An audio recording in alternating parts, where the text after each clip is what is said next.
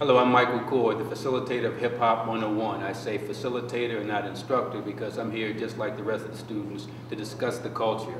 There's not one person who knows everything about hip hop. We come here to share, discuss, debate, and ultimately learn everything there is to learn about Hip Hop 101. Tonight I'm pleased to announce that we have what I call a hip hop veteran and a hip hop frontline soldier. It's a young man who's been involved in the culture since 1976 as a graffiti artist, as a DJ. Now he's doing this thing with PhillyHipHop.com, the premier hip hop webpage in the Pennsylvania area, and he is none other than Funk Wizard Snow. Those of y'all that don't know me, my name is Funk Wizard Snow. If you have heard of me, it's probably through Lady B Street Beat.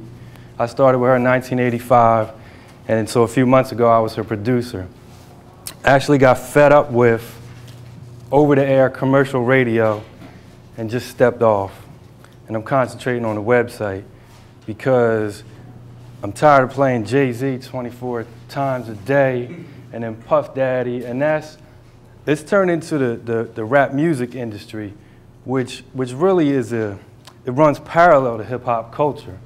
And I'm not interested in that because that's shallow, and that's where outsiders are making money from something that we created.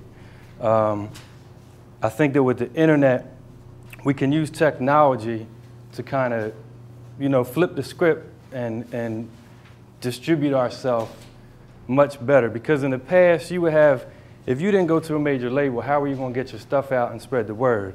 Now, for a few dollars, you know what I mean, you get a burner, press up some labels in your bedroom with the computer tracks, put up a website for $15 a month, and you take orders, you know what I mean? I work at CD Now, that's why I passed out the stickers. You can make 20 copies of your CD and we'll sell it in our store. So that instantly gives you international distribution. You know, we have, I think, 5 million unique visitors a day on the website. So the chances of somebody buying your stuff are real good. I also write reviews for the website. So there's artists that have never been heard of, and if I do a review on their stuff and I feature it on a hip hop page, people will buy it. You know what I mean? And a few years ago, that wasn't possible. And I'm just not happy with the direction that hip hop is taking as far as outsiders gaining control. And one of the things that Michael mentioned was the racial aspects of hip hop. Obviously, I'm a white boy, so when I talk about us versus them, I'm not speaking strictly in racial terms. But I think as a white person involved in hip hop, I have a responsibility, you know what I mean, to make sure that other white folks, Asians, Indians, people, you know, that are not black or Hispanic, that didn't create the culture, appreciate it and not appropriate it. You know, we shouldn't have happened what happened with rock and roll. And again, the technology with the internet lets us network a lot better. People are a lot better educated than they were back then. And it's just that I think that those of us that aren't black or Hispanic need to recognize what happened, acknowledge it, you know, and not let it happen again. Because once we're privy to that information, because there's a lot of people that are blind and don't know about that. But I feel that when you do find out about that, it's your responsibility to tell the truth. That gets me in trouble a lot of times. That's why I'm doing my own thing now. I want the hip hop to come straight from the heart. That's why I started my own online radio station. So the DJs that I have mixing for me, they say, can I play this? Can I play that? There's no format. You play whatever you want, you say whatever you want. It's not regulated. Just to give y'all a little bit more information on my background, I did start in '76, writing graffiti. That was my introduction to hip hop. And for those of y'all that don't know, Philly is the birthplace of graffiti. Some people say that Philly started rap with, you know, with Jocko and all that. They go a little bit overboard with the Philly, you know, fanaticism. But the first two graffiti artists were Cornbread and Cool Earl, you know, and they were from Philly. Now, of course, New York took the idea and they blew it up. And you got to give them credit for, you know, making it worldwide, but it did originate here. Another thing I want to talk about is the 4 elements of hip hop. And one thing that I think is lost now that bothers me is that a lot of these kids think that the visual aspect of hip hop is rap videos. but in fact it's graffiti art. That's the outsiders that gained financial control of the culture, and they diluted it into what is rap music. You know, you almost never hear me call hip hop rap music, because I think rap music is an oxymoron, because you don't call it, when somebody sings, it's not called sing music. You know, so why call this rap music? Because Vanilla Ice rapped, but he's not a hip hop artist, you know. At best, he's hip hop. You know, you have things like these hard rockers, they rap in their songs, but it's not hip hop. I think that dilutes the product. Same thing that they do with, and a lot of people don't notice this, the de-emphasis of the DJ. You know, because the MC is not the foundation of hip hop. Musically, it's the DJ. I mean, you can have an entire hip hop party and not play one song that has raps in it. You know, you could play Trans Europe Express from Kraftwerk, you know, break dance from West Street Mob, you know, play the break beats, and they lose track of that. And one thing is that now you don't hear about DJs other than the turntablists and the mixtapes, which they're DJs, but hearing them scream with the echo chambers, you know, shout outs in the middle of the song.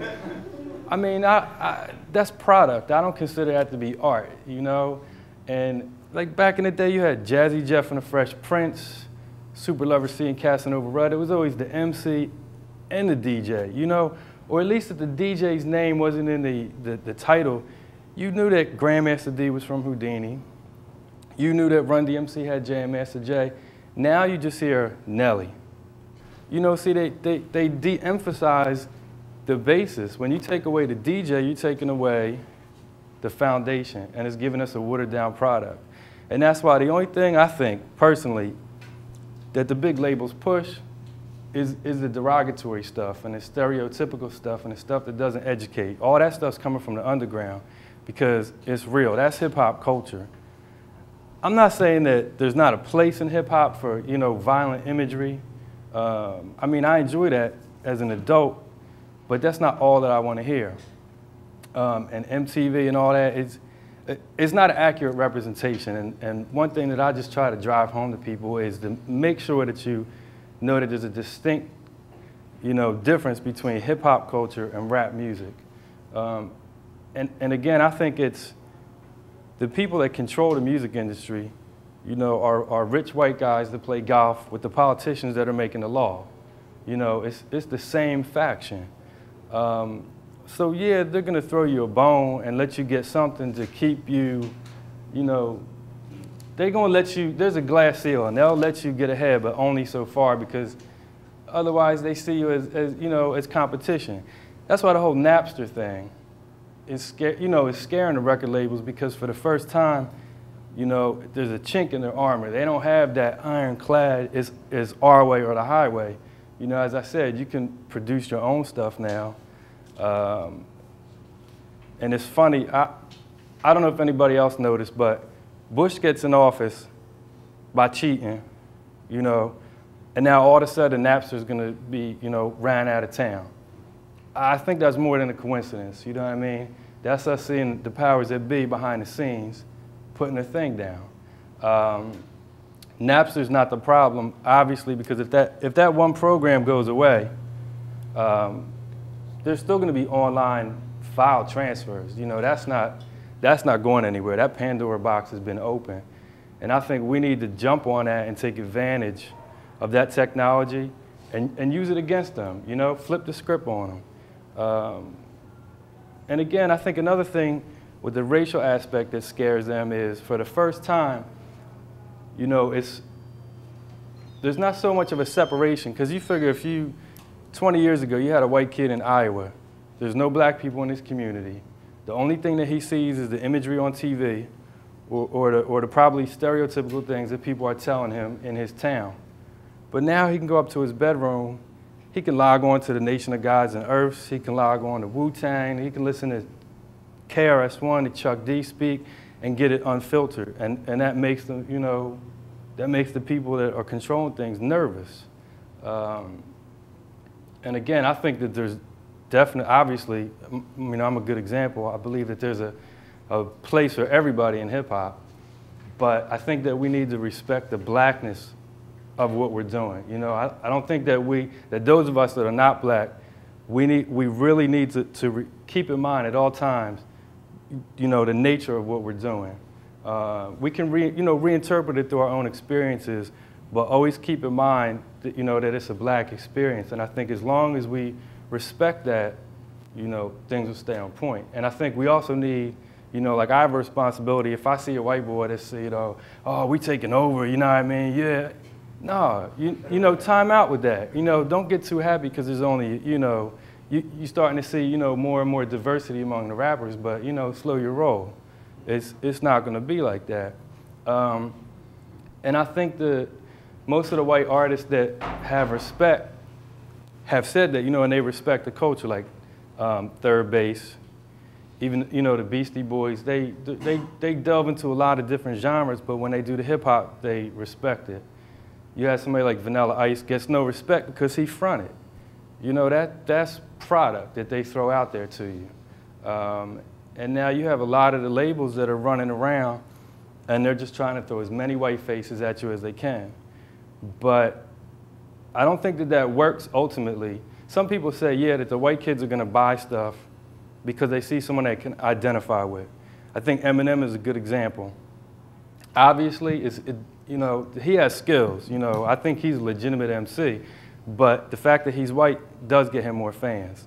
Now, that's not his fault, but he has skills, and that's why. Because there's a lot of them that you never hear about that they try to throw out and they die because the consumer doesn't want to hear, you know, something coming from somebody that looks like them but's whack.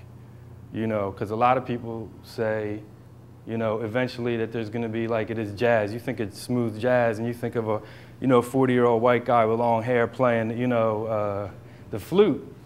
And you know what I mean? How it's like, you think about, you know, where did it flip to? I don't think that's going to happen because of technology and just time. I mean, things racially, I think, are still bad, you know. But the people that want to keep it bad are nervous because the young kids, you know, are finally, as I said, getting it unfiltered. And I saw it myself way back because I started in '76. I'm 34 years old. I started rhyming in '79. I did not see another white boy rhyme until I saw MC Search in 1986. You know, and I saw him at the Norristown Fresh Festival. And I had heard his music but didn't know he was white.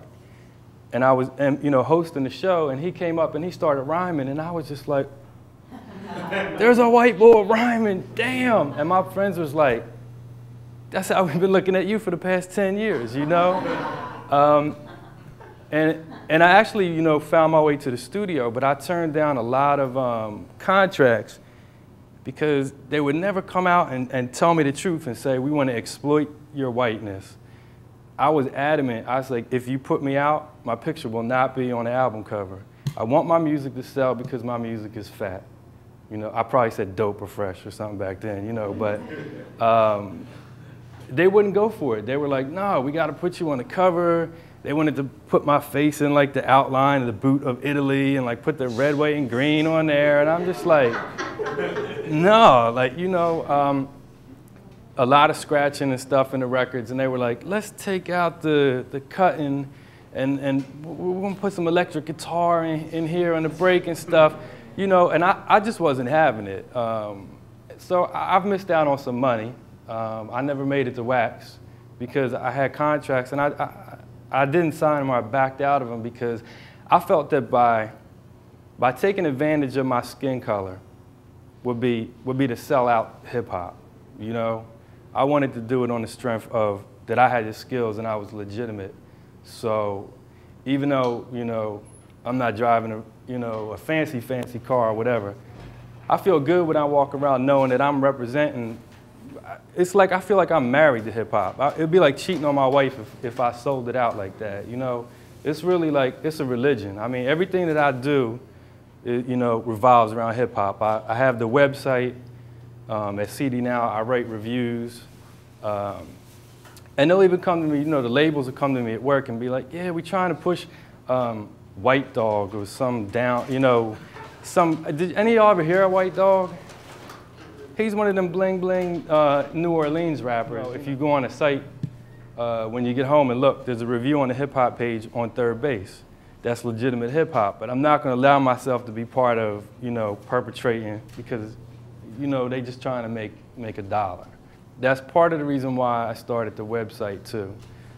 It started about 2 years ago as the website for Lady B Street Beat, and it's kind of morphed into something different because we had the name Philly Hip Hop, and we didn't want to just limit it to the old school stuff. You know, we saw the potential to make a connection. You know, like if you look at the coverage area there, it's basically the greater Philadelphia region because you had a lot of hip hop stuff going on in, say, Lancaster, Pennsylvania, which you can drive to in an hour and a half. But Philly artists didn't know when there were open mics there or not. You know, now, like I said, if we seize the opportunity with that technology, we can network, you know, use the website as a tool. You can log on. I mean, both of the events that were up here are on the home page of the site, you know. One thing that I should point out, you can put your kids on phillyhiphop.com. I don't do any censoring, but when I write, there's no curse words. And if I repost a comment from someone else or from another source, you know, I'll put like the characters to change the curse words. We do have unedited tracks, you know, but you have to click on that, and I make sure to have a parental advisory logo anywhere that you're gonna hear anything with cussing in it. But I feel as though it's important because a lot of these kids, it's like, they think Jay-Z's the godfather of hip hop, you know, like they think, they have no clue, you know, and it hurts my heart. It's like, who's Africa Bambaataa, who's Grandmaster Flash, who's, you know, Kool Herc, and they're like, I don't, you know, whatever. And that's like, you know, and taking it like a religion, I'm like, that's the holy trinity of hip hop. You know, how can y'all not know that? It really hit home. Did anybody go to the Up in Smoke tour when it was here? No, it was, it took me out because they did this one part where they started playing cuts from people that had passed on. And then they played like Tupac. The crowd was just crazy. You know, they was going hype. They played Biggie, they was cheering. They played Eazy-E. It wasn't quite as loud, but they still was enthusiastic. And then they played Roger Troutman, and they were just like looking at each other like, and I'm like, damn, y'all. That's, you know what I mean? It's just not there, and that's one of the reasons why I want to make sure that there's nothing too controversial on my site. I mean, it's extreme political views that you'll see, you know, and me just going off as a section that I threw in there called Snowstorm, where I just, you know, call out the New World Order, the Illuminati, and all that, you know, that kind of stuff, which I think is important to get out there because they're really the ones that were, you know, that were fighting, you know, and it's deep, but at the same time, it should be fun, and I think a lot of the fun aspect of hip hop is missing, you know. That's not to say, because you have people to take it to the other extreme, be like, oh, back in the day, you know, we wasn't shooting, and we had problems, you know what I mean? People was getting stabbed. There were fights after midnight, you know. They were calling women out their name back then, but it wasn't forced upon us. If it happened, it was because it occurred naturally.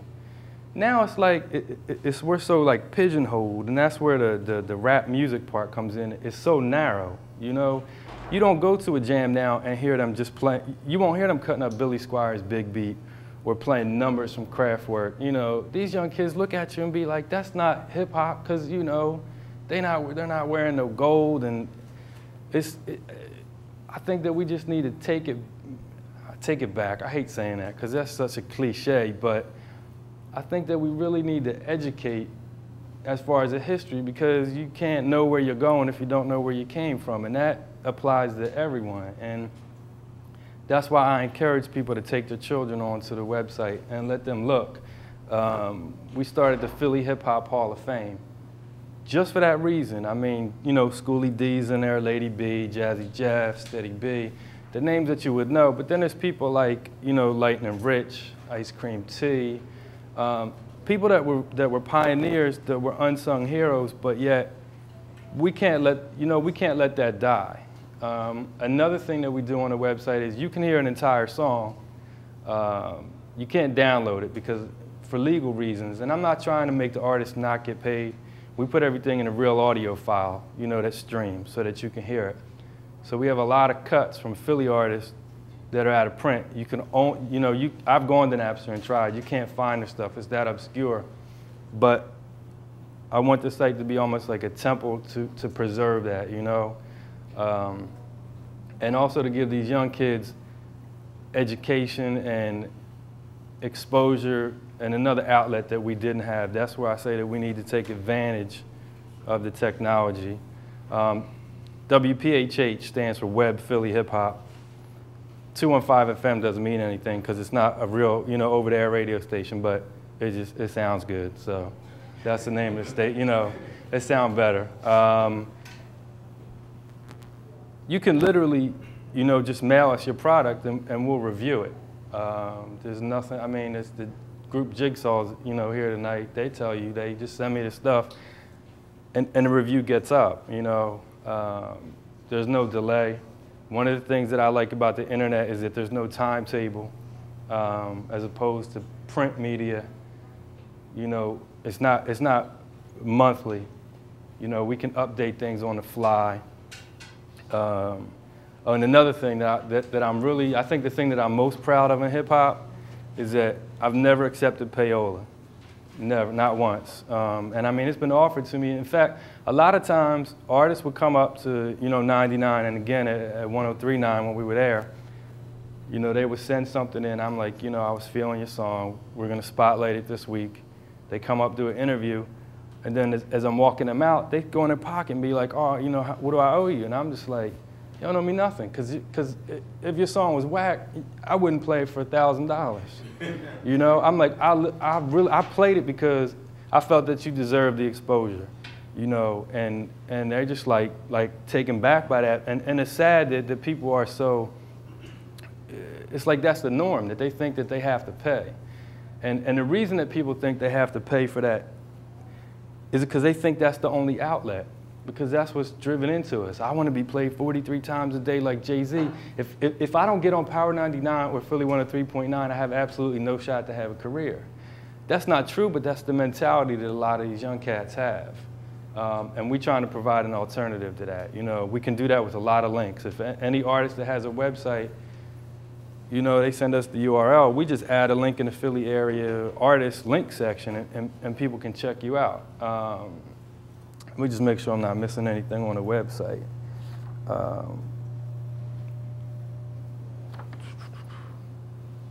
Computers in the inner city is another thing that we need to do. Again, where I say taking advantage of the technology. Don't buy your kids Air Jordans for $150 because that's not helping their future. Their feet are going to grow out of them. And, if you're an adult and you want to spend that, your feet, my feet ain't going to grow.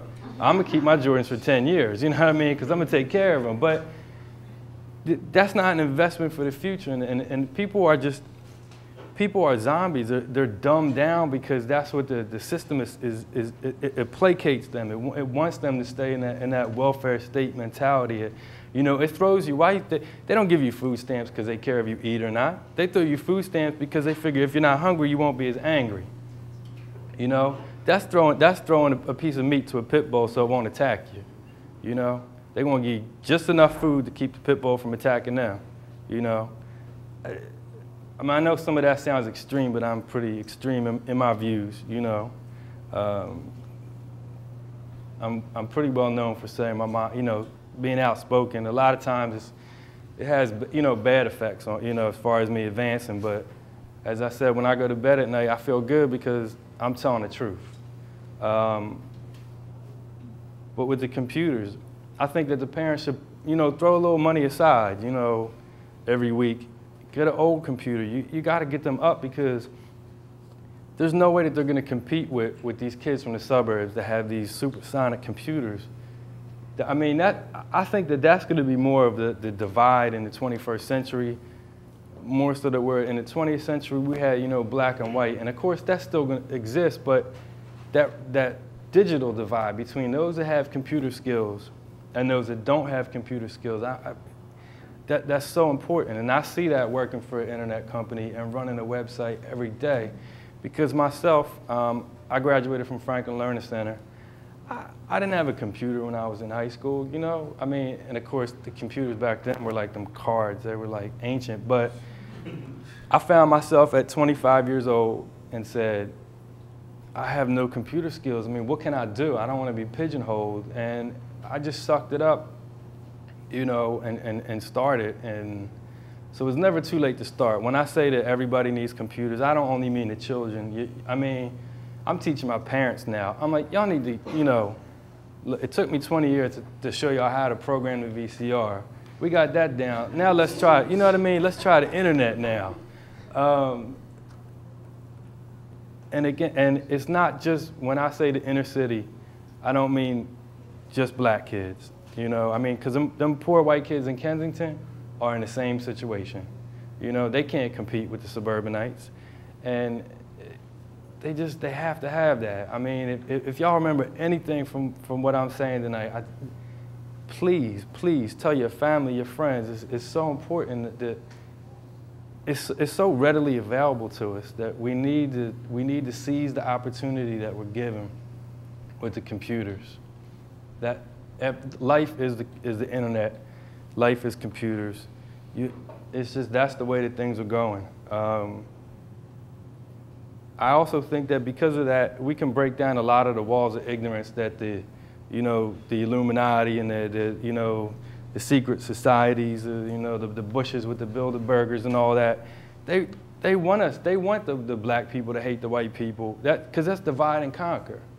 You know, because I look at it like this. Just imagine, you know, financially, the United States is a big triangle.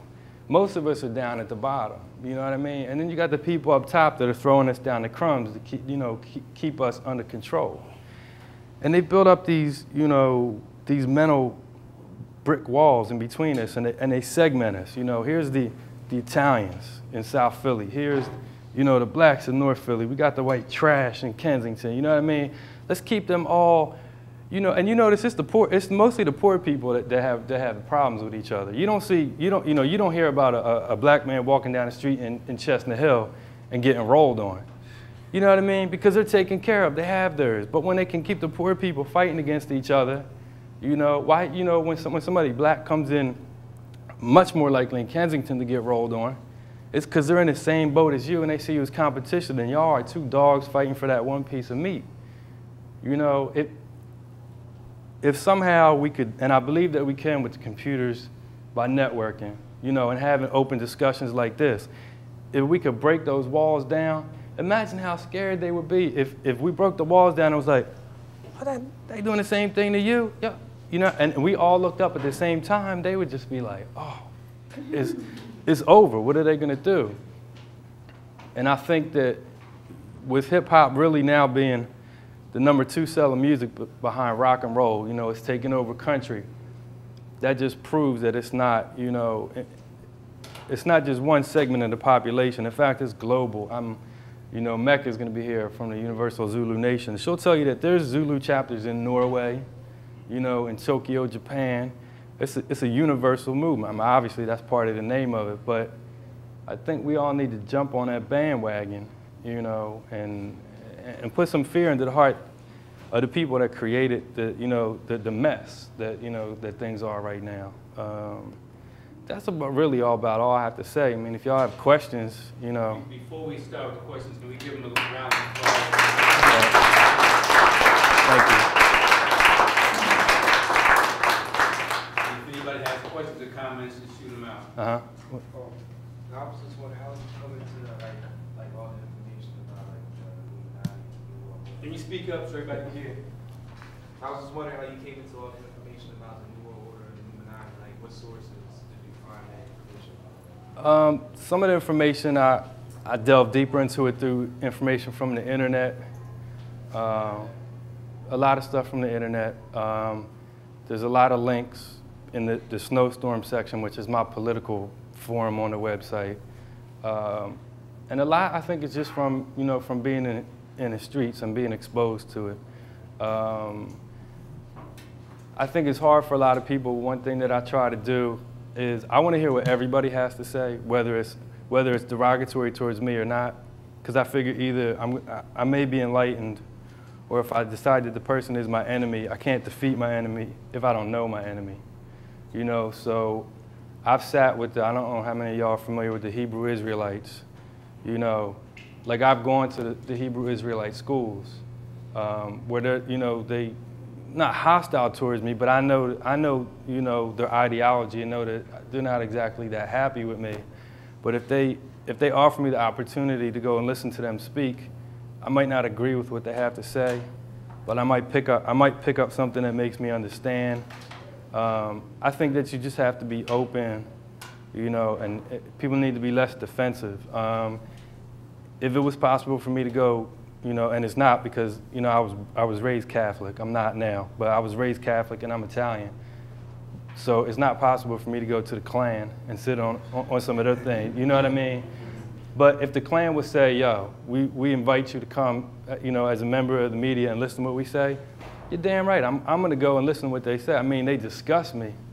But at the same time, that's why I say you can't defeat your enemy if you don't know your enemy. And so it's a thirst for it. I just want the information.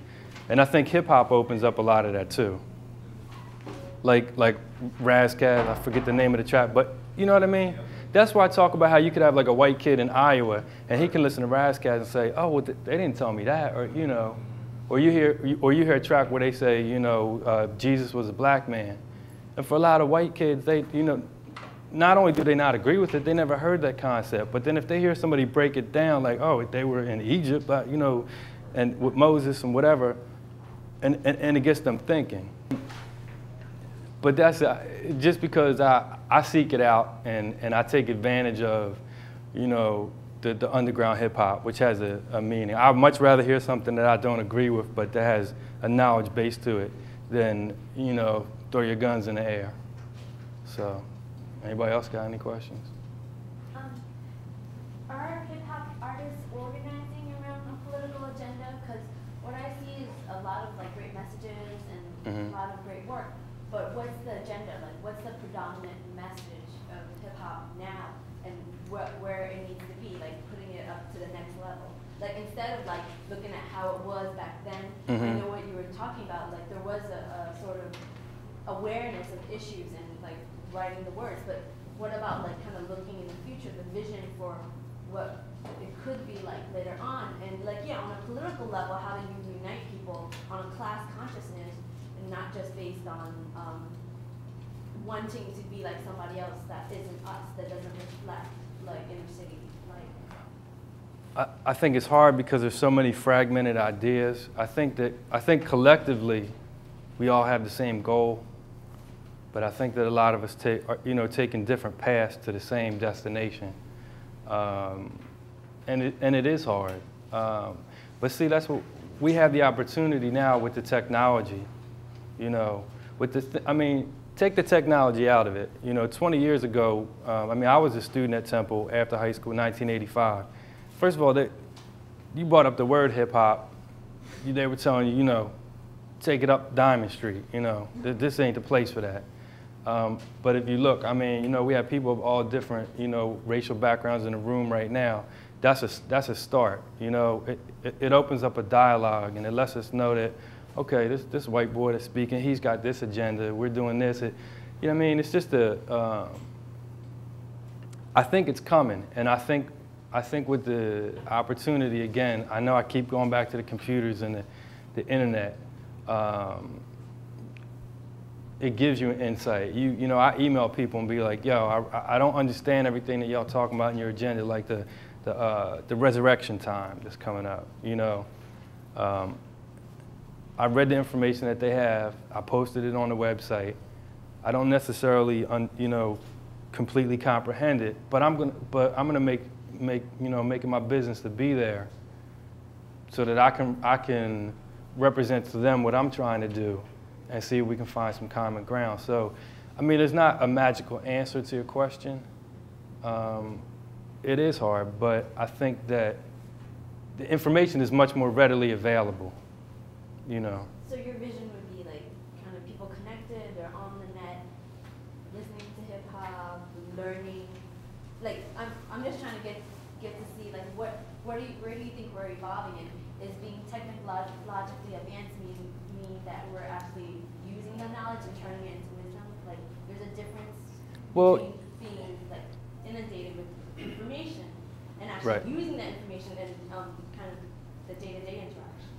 Yeah, because certainly, I mean, you can be on the computer on the internet and just look at the porno sites all day, and I mean, you know, you're obviously, you know, you've technologically advanced to the point where you can control your surfing, but the information is there. It doesn't mean that people are going to use it, and that's sad. And I think you have to allow for a certain amount of. Some people just aren't going to get with the program no matter what, you know. But for the people that want it, I mean, like, you know, I can tell that you're legitimately interested. You know, you're the type of person that will go and search out other things. You know what I'm trying to say? It's there, but it's up to you. I think that we need to stop looking to other people to hold our hands, and just if we individually all kind of move in the same direction, you know, we're going to find other people along the journey. What's your name? I'm sorry. Leah. I like what she was saying because I made in my mind that hip hop represents something greater than just one, you know, entity now. It's you know, I have an acronym for hip hop. It's called having information push humans over powers. What powers? The powers that be, you know, the powers that are over us, that keeps us divided and conquered between, you know, races and things like that. Hip hop to me is the only genre that has brought all races of people together under one label. Right. And I appreciate the fact that, you know, black, white, Chinese, Puerto Ricans, all these people can come together under one umbrella and represent information not based on what their moms have said by prejudice, you know, prejudging them, and, you know, different types of things that they brought down through racial prejudice or whatever, but represents individuals for, you know, who you are. Like, if I get to know you for who you are, I'm going to talk to you. I don't want to talk to your mom and your dad or whoever with their basic traditional values and their mindsets concerning other races of people. But I want to talk to you to learn me and for me to learn you. And that way, that interaction, I believe, opens up, like you said, an open-mindedness to other things that people might not have ventured into had they not been confined to that little prejudgmental, you know, attitude from their parental or their traditional values. Right. You know, I think that's good about hip-hop. You know, having information, the more information people get, you have power over the powers that be. Having information puts humans over powers. Exactly. That's, I mean, that's, you said in 30 seconds what it took me a half hour to say. No. First of all, I'd like to give you your props for recognizing that, you know, where hip hop started and digging into it, you know, not just coming up here and saying something that, you know, you don't have no idea what you're talking about. Obviously, you know what you're talking about. But I would like to know, how did you start to get into hip hop? What turned you on to hip hop music, you know, besides writing graffiti and stuff like that? When did you decide to say, you know, or did you just like the beat, the skills that people were spitting? Come on, about getting into hip hop. The first time I heard Rapper's Delight, which was in '79, it was instantly, and it sounds kind of corny, but you know, they say that there's like a catharsis. There's times in your life, there's certain events that happen that just change you. It was almost like it's corny, but it was almost like a spiritual experience when I heard Rapper's Delight. You know, because I grew up in Germantown. So I was in an environment where, you know, I was listening to P-Funk and Earth, Wind & Fire and Brothers Johnson and all, you know, the funk stuff. So I was already like, DAS was a station I listened to. That's what I was digging. But then when I heard Rapper's Delight, it just made me like I remember, I can tell you exactly what happened. I was doing my homework in my room. It was on Wizard 100, which was an AM station. Come on in, y'all. Can I stop for 1 minute and give props? This is Jeff Mills, that was Lady B's original DJ on Power 99. And his partner, the original DJ Woody Wood from South Jersey.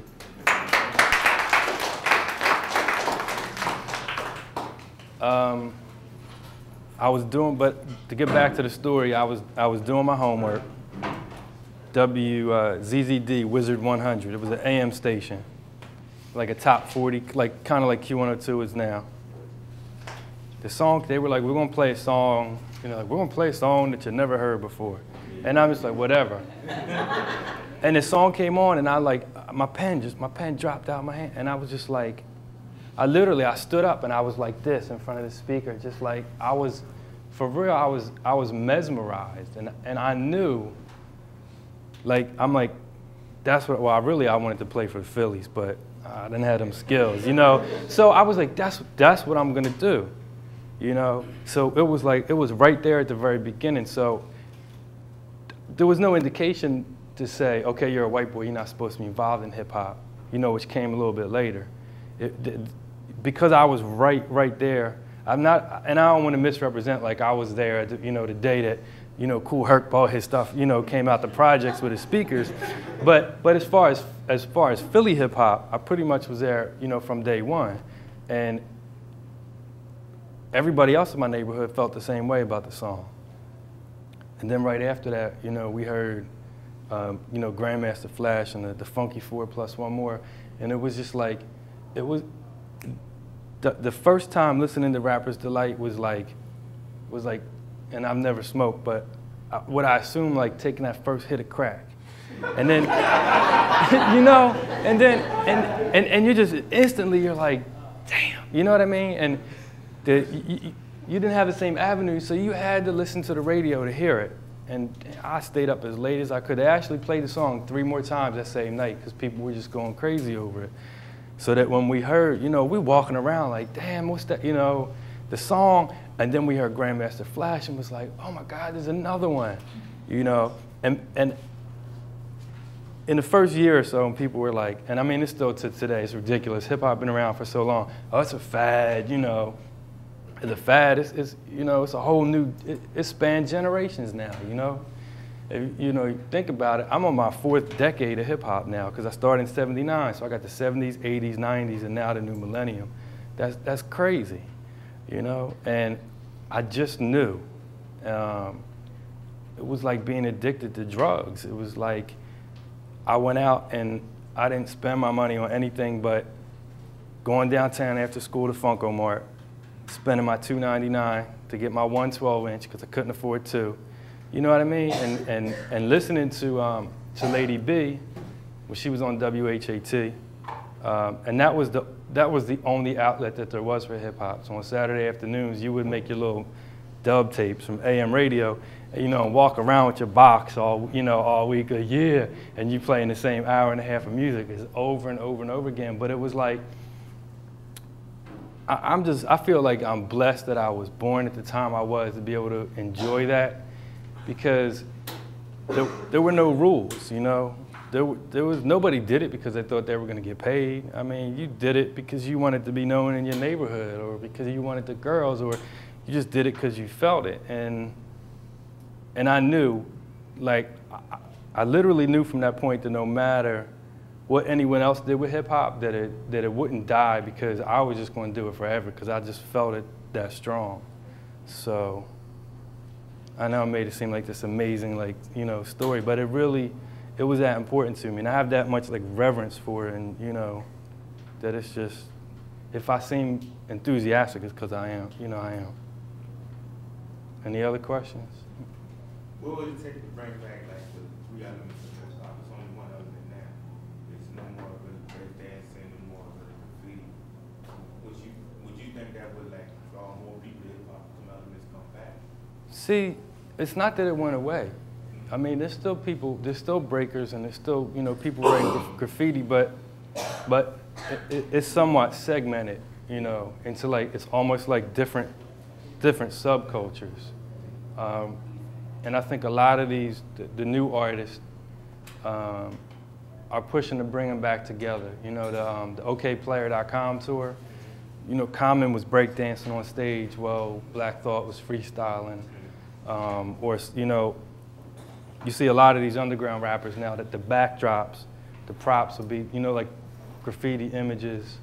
I don't think that with that, I don't think that we can have an agenda to say, we're going to make sure that there's, you know, a breaker at every show, or they're scratching in every rap song.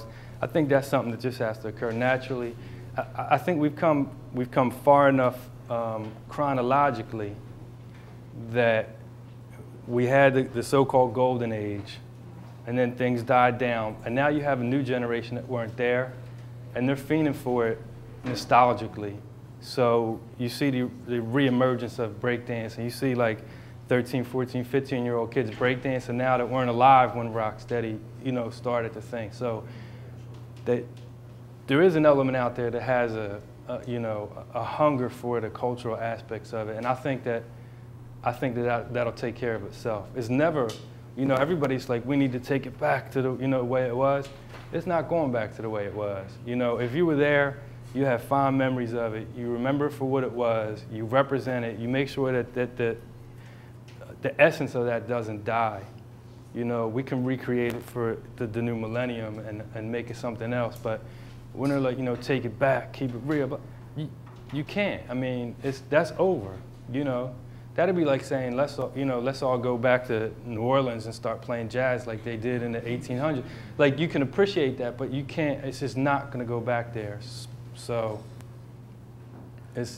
I think that'll take care of itself. There's always going to be that parallel. The rap music industry is not going to recognize that, but those of us on the cultural side, the culturalists, we'll take care of that ourselves. Anybody else? I like the comment you made about the welfare state. We give welfare recipients food stamps so, they don't get mad at you and come and attack you, and it's just like tokens to keep people pacified. Because I'm a caseworker at the welfare department, and I see that every day, and I thought the comment you made was really on point. Yeah, I mean, I was a welfare recipient myself, It's actually something that I'm proud to be, a welfare recipient. In my office, I have my welfare card on my desk as a reminder. See, luckily, I was educated enough, and was just enough of a rebel that I took the welfare when I needed it, but I didn't let myself fall into that rut, But some people don't have that advantage, they don't have the exposure, and when they see somebody, throwing the bread in front of them, and you're leading the person, they just want to keep picking it up. As long as you give them that steady stream to keep them just, hungry enough that, all right, I threw them a piece of bread a half an hour ago, I tossed another one so they keep following me, They're never going to completely cut you off, because if they cut you off completely, you're going to look to other avenues to get yours, and that's scary. See, by rationing what they give to you, they keep you with the program. You know what I mean? They dumb you down. They make you think that that's the way that it's supposed to be.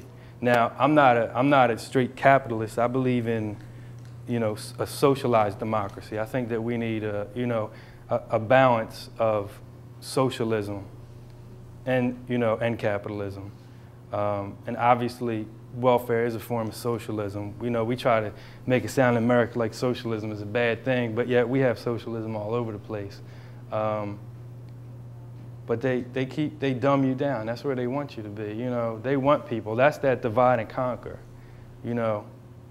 What's the difference between the projects of North Philly and the Native American reservation in Oklahoma? Nothing. They call it a different name.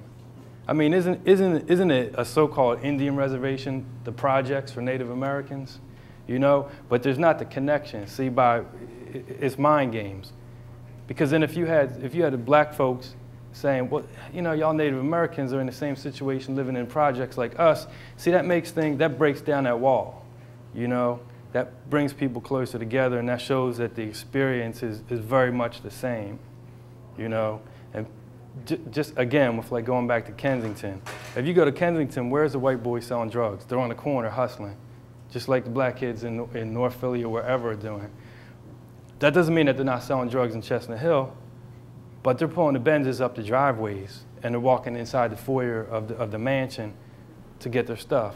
I mean, isn't it stereotypical that alcohol is legal, which is a liquid drug, but other forms of mind-altering substances are illegal?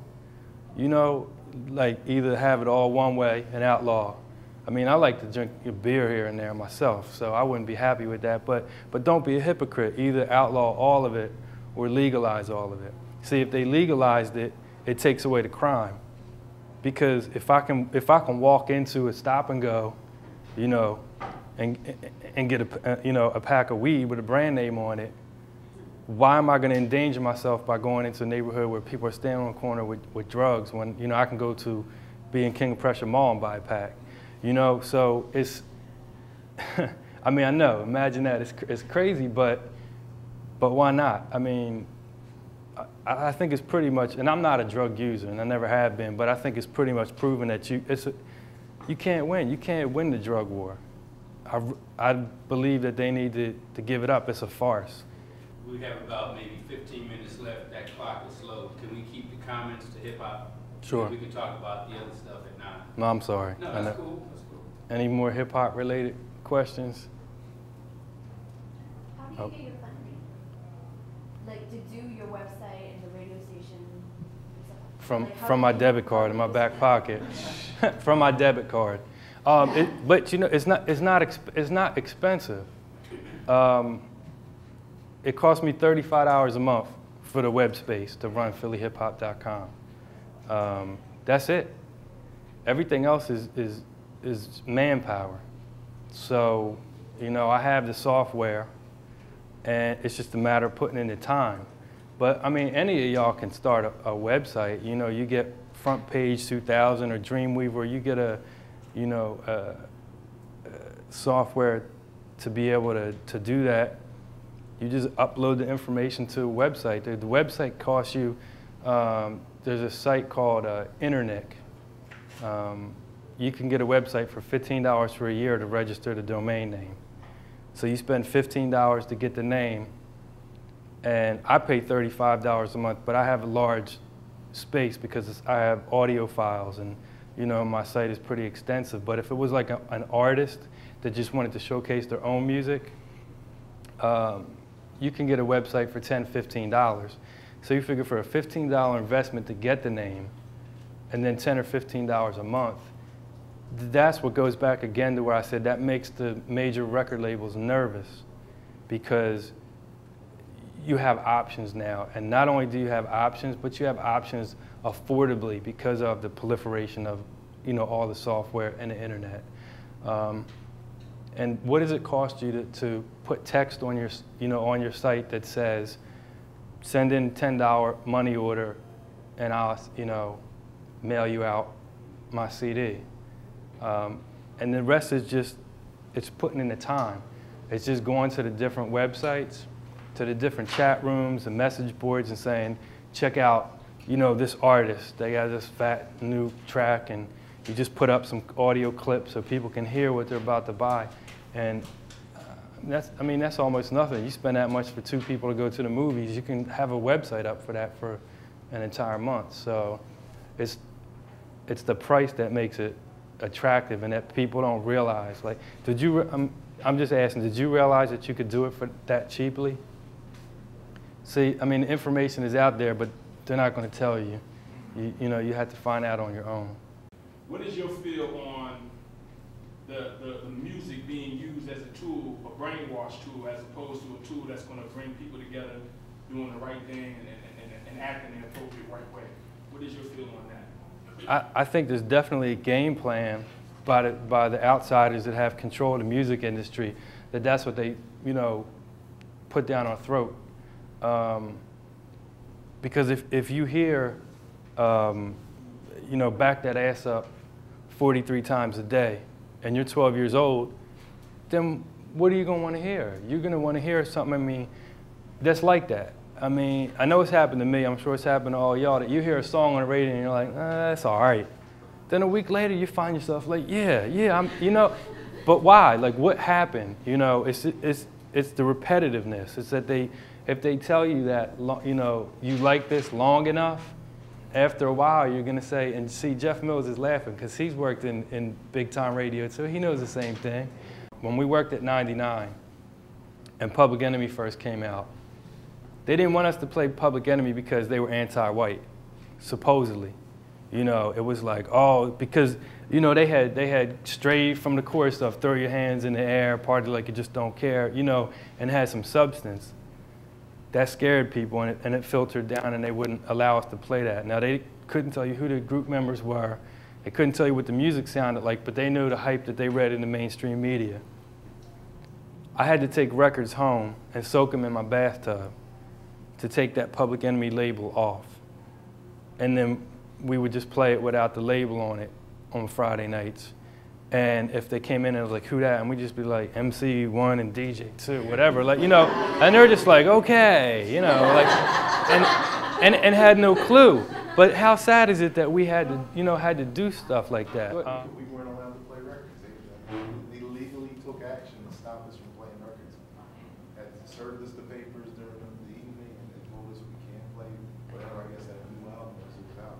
So this is when Peter Piper had just come out and they're telling us you can't play Run DMC. So we just took a big black magic marker and just, you know, it's not Run DMC again, this is DJ whoever.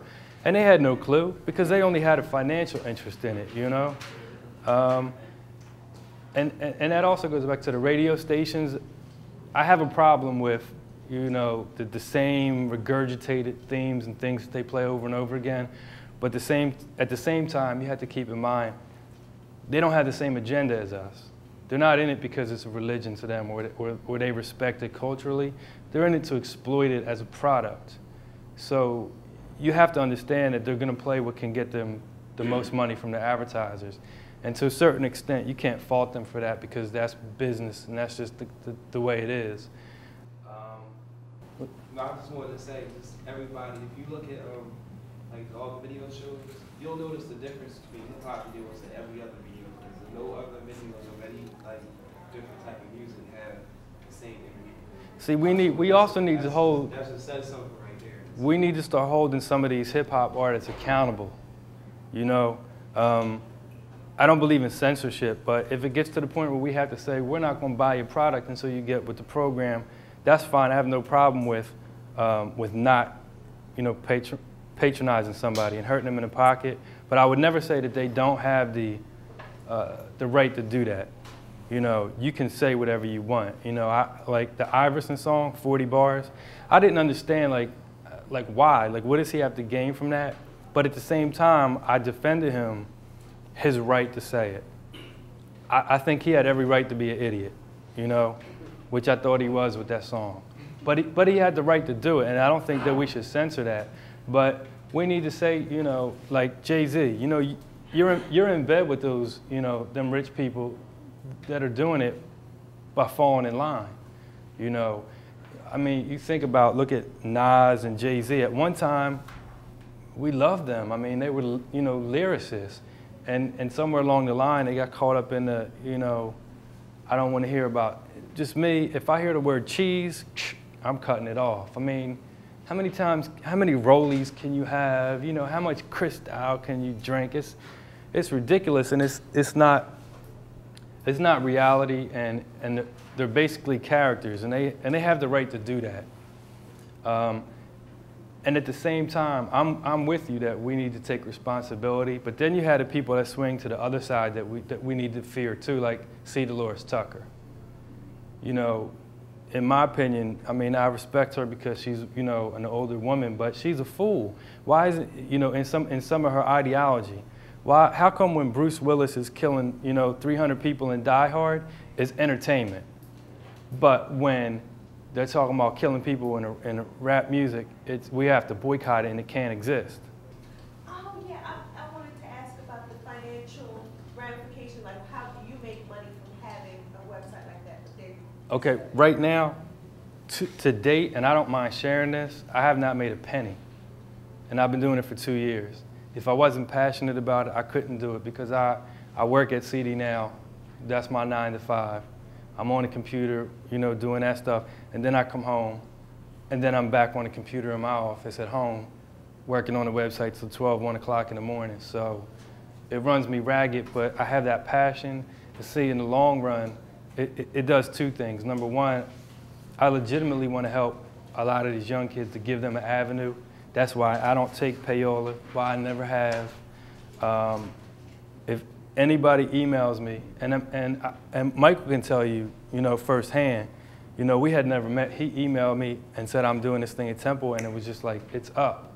You know, I think it's rare that somebody stands behind what they say, but when you've been doing something for 2 years and ain't made a penny off of it, that pretty much proves it. In the long run, as the traffic builds and I turn PhillyHipHop.com into an online community, then I can go to the record labels and say, yo, I got 1 million hits a month. Let's talk about some advertising. So see, my agenda is different. I'm not in it like the record companies that don't care or care to know about the people involved. They just want the checks to keep rolling in. You know, I pretty much have let my financial situation take a back seat, but it's because I can afford it. $35 a month is $35, but it's not keeping me from paying any other bills. So again, it's that low cost. It's the fact that it's proliferated to the point where you can do it cheaply. We just have a few minutes left, so we'll take one more question and some closing remarks. Anybody else? All right, let's go to closing remarks. Make sure all y'all log on PhillyHipHop.com. Get my hits up there. The more hits I have, the more money I can charge the advertisers. Thank you.